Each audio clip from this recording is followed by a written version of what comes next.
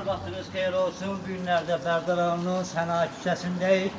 Sənaye küçəsində belə bir evimiz satışa çıxdı. Evimizin obyekt hissəsində sizlərə təqdim edəcəyik. Evimiz yerləşir Həsəs yolu üzərində. Bu hissəsində obyekt inşa eləmək olar. Buyurun, içərdən də sizlərə alıyorum.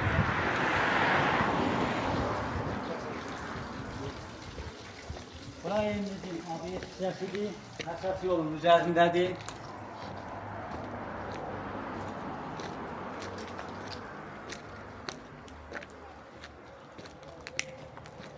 Günlər adını təqdim edeyim. Hörmətli tamaşaçılar, evimiz 2 otaq, 1 zal, mətbəx, hamam və sancından ibarətdir. Bu evi alan şəxslər burada evi söküb, obyektlə inşa eləyə bilər.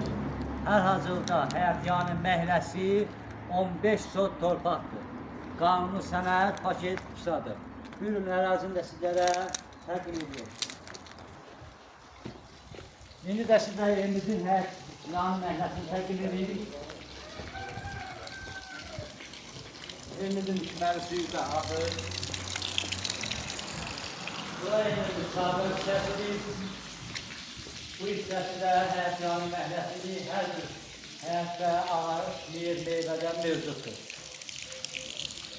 Evimizin sadə hissəsində təqdim edirik, zəhmət olmasa.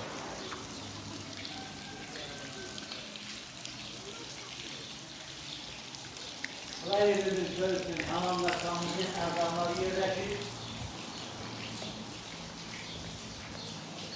Bu hissəsində samimizin yerləşir.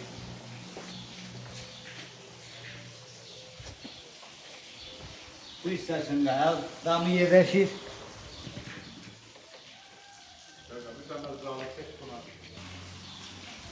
İndi də sizlərə yerin daxil hissəsini təqdim edirəm.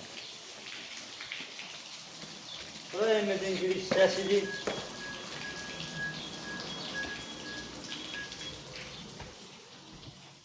Hörmətli tamaşaçılar, bura evimizin qonaq otağıdır, tam təmirli vəziyyətdədir. Əvvəldən axıra qoşa barı iləndir. Bura evimizin mətbəx hissəsidir.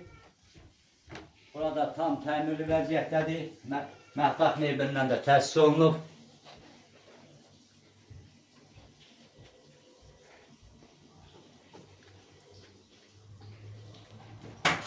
Hörmətli tamaşaçılar, evimizin qapıları isə bağlı olduğundan içərisini sizlərə təqdim edə bilmirik.